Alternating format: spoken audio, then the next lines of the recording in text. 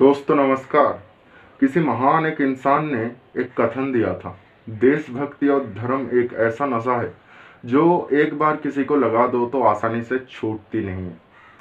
बात कहने का महत्व क्या है? हमने अपनी वीडियो में कई बार ये जिक्र किया है कि प्लास्टिक पेट्रियोटिज्म अच्छी चीज़ नहीं है। इसकी कई सारी बुरी साइड इफ़ेक्ट है और आपको भी नुकसान पहुंचाता है। तो आज हम परफेक्ट कुछ एग्जाम्पल्स के साथ आए हैं जहां पे हम आपको प्लास्टिक पेट्रियोटिज्म समझाएंगे। सबसे पहले कुछ एडवर्टाइजमेंट है जिनको आप देख लीजिए। सबसे पहला एडवर्टाइजमेंट है बजाज वी बाइक का। सॉलिड वो है जो कभी हार न माने। आईएनएस विक्रांत के फौलाद के साथ नया बजाज वी, ये है सॉलिड की नई पहचान। इसके बाद है फोर व्हीलर का। देखिए वर्मा जी, टाइम पे पहुंचा दिया ना। लेकिन आपने मेरे लिए अपना इंटरव्यू मिस कर दिया। भाई हमारा तो क्लियर है जी, जो देश की ड्यूटी पे जा रहा हो उसकी ड्यूटी सबसे पहले करो।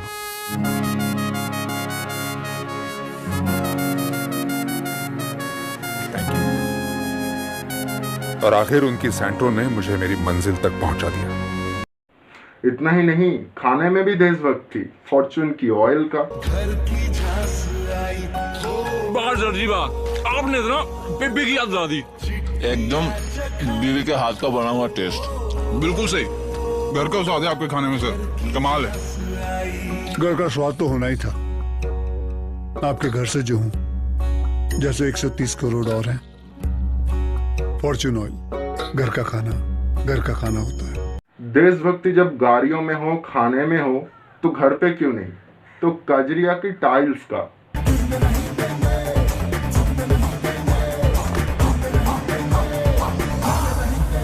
कुछ बात है इस देश की मिट्टी में जिससे देश का हर कोना जुड़ा है, और हम भी देश की मिट्टी से बनी टाइल से देश को बनाते हैं। कजारिया सिर्फ टाइल्स तक रुका नहीं रहा।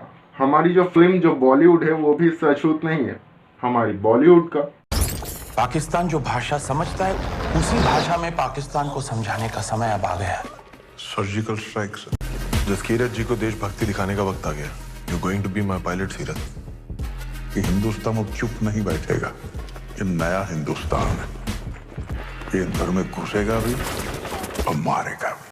और कल तक जो लोग बात करते थे कल्चर प्रिजर्वेशन की, अपने देश की संस्कृति को पकड़ने की, वो लोग परिधान जैसी संस्थाओं को लॉन्च कर रहे हैं, कपड़ों को लॉन्च कर रहे हैं, और वहां पे संस्कारी स्किन टाइट फटी हुई जीन्स भी ला रहे हैं।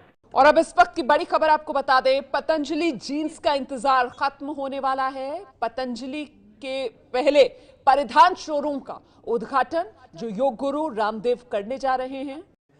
जिनको सिली हुई चाहिए तो सिली हुई है, और फटी हुई भी हमने ले रखी है। लोग आजकल फटी हुई जीन्स भी पहनते हैं, तो ये फटी हुई जीन्स का भी ऑप्शन है, लेकिन हमने उतना ही फाड़ा है जिसमें कि भारतीयता भी बनी रहे, क्योंकि ज्यादा तोड़ फाड़ जो है वो फिर भारतीयता की हानि होती है।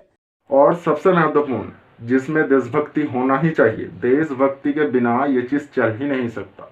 हमारी राजनीति, पॉलिटिक्स देख लीजिए। देशभक्त अपना बंदा। कितनी उम्र है तेरी? 18। तो सिर्फ तारीफ ही नहीं, वोट भी करो, समझे? मैं तो जा ही रहा था, आप ही ने रोका। अच्छा, अरे देखो तो। और सुन।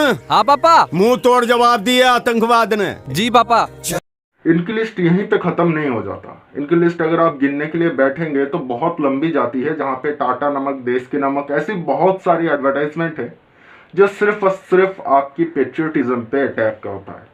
यहाँ पे ह्यूंडा, जिसका फोर व्हीलर का एडवर्टाइजमेंट आपने देखा, वो तो जापानीज कंपनी है।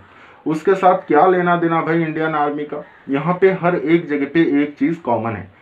अगर आपको देशभक्ति दिखानी है तो आर्मी के पॉइंट ऑफ व्यू से दिखाएंगे। बहुत आसान है, क्योंकि आर्मी को रियल लाइफ से आपसे जोड़ने के लिए सिर्फ और सिर्फ एक ही चीज़ काम करता है, देशभक्ति। और आपके दिल में भी अपनी आर्मी, अपनी जो सेना है, उसके प्रति बहुत प्रेम है, क्योंकि उनकी जो कुर्बानियाँ हैं वो करोड़ों रुपए दे के भी कोई खरीद नहीं सकता। तो एक बहुत आसान सा पॉइंट है जिसको उठा के, आपके अंदर की देश प्रेम को उठा के कोई भी चीज़ आपको बेच जाना बहुत आसान है। और ऐसे एडवर्टाइजमेंट बनाने का सेकेंड एक बहुत अच्छा पॉइंट ऑफ व्यू है कि इनके लिए मार्केटिंग डिपार्टमेंट को बहुत ज़्यादा पैसे खर्च करने की ज़रूरत नहीं पड़ती। जब एक ऐसा एडवर्टाइजमेंट बनाया जाता है जो नशे से या लत से रिलेटेड नहीं है, तो उस एडवर्टाइजमेंट को आप एक दूसरे के साथ बहुत कम शेयर करते हो। लेकिन जहाँ पे देशभक्ति हो, यहाँ पे देश प्रेम हो, वैसा एक एडवर्टाइजमेंट बनाया जाए तो इसकी बहुत ज़्यादा चांसेस है कि आप उस ऐड को शेयर करोगे। इसका काफ़ी अच्छा और एक बड़ा पॉइंट ऑफ व्यू अगर आप देखना चाहते हो तो स्नीकर्स को लेके देखिए। स्नीकर्स एक चॉकलेट है और इस चॉकलेट कंपनी ने काफ़ी शातिर अपना एक दिमाग चलाया। GTA 6 आने वाला ट्रेंडिंग में काफ़ी बढ़िया एक गेम है जिसका इंतज़ार हर किसी को है। कंपनी को चाहिए था फ्री एडवर्टाइजमेंट। उन्होंने क्या किया, एक 3D मॉडल तैयार किया स्नीकर्स का और फिर एक रूमर्स निकाल दिया कि GTA 6 का ये एक छोटा मोटा ट्रेलर है।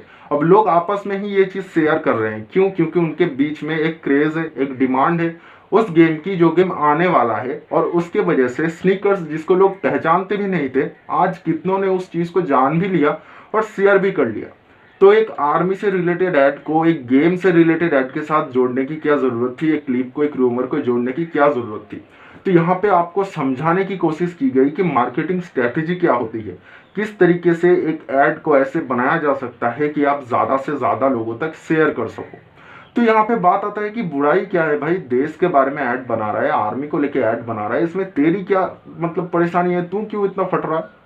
तो देखिए, देश से रिलेटेड ऐड बनाने का मतलब सिर्फ और सिर्फ आर्मी से नहीं है। देश से रिलेटेड भी अच्छी एड्स बनाई जा सकती है। शिक्षा, फ्रीडम ऑफ स्पीच, इन जैसी चीज़ों को सामने लाया जा सकता है। जो सैनिटेशन की प्रॉब्लम है इंडिया में, उनको भी समझाया जा सकता है। इतनी बड़ी बड़ी ब्रांड्स है, हार्पिक जैसी, तो ये भी सामने आके इन चीज़ों को जोड़ सकती है देशभक्ति के साथ, जो कि सच में एक पावरफुल, एक अच्छे नेशन बनने में हिंदुस्तान को मदद करेगा। एक ऐसी कंपनी है मैंने अपने जीवन में देखा जो सच में अच्छे काम करती है और एडवर्टाइजमेंट के थ्रू लोगों को इंस्पायर करती है कि वो भी डोनेशन करे ऐसे संस्थाओं में जो पढ़ाई लिखाई के लिए मदद करता है। टाटा नेहर, विद्यावालन जी ऐड करते हैं एक टाटा नेहर जो हेयर ऑयल है उसकी। वहाँ पे आपको देखने के लिए मिलेगा कि आखिर में छोटा सा क्लिप है जहाँ पे वो कहते हैं कि हम योगदान करते हैं शिक्षा में।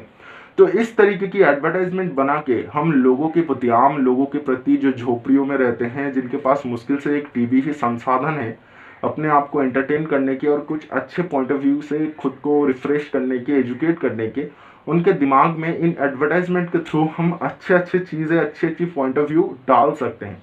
लेकिन नहीं, यहाँ पे कंपनी को चाहिए अच्छी सेल्स, अच्छी प्रॉफिट, जिसके लिए एक ही रास्ता वो देख सकते हैं, वो है आर्मी।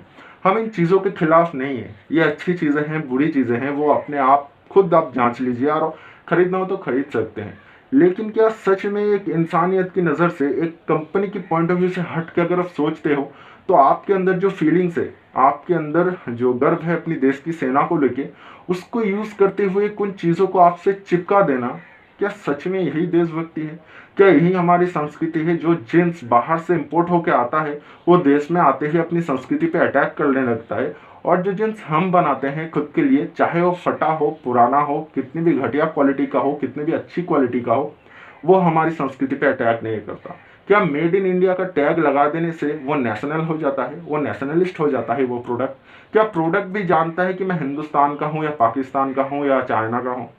कहने का मतलब क्या है? कहने का मतलब है आपकी अंदर की जो देशभक्ति है वो अगर ऐसे समय समय पे जागती रही तो समय समय पे कंपनी आपको चीज़ें चिपकाती रहेंगी और आप इसी तरीके की बेवकूफ़ी भरी स्टेप लेते रहेंगे, जिससे शायद आप उन प्रोडक्ट को भी खरीद लें जिनकी ज़रूरत ही नहीं है।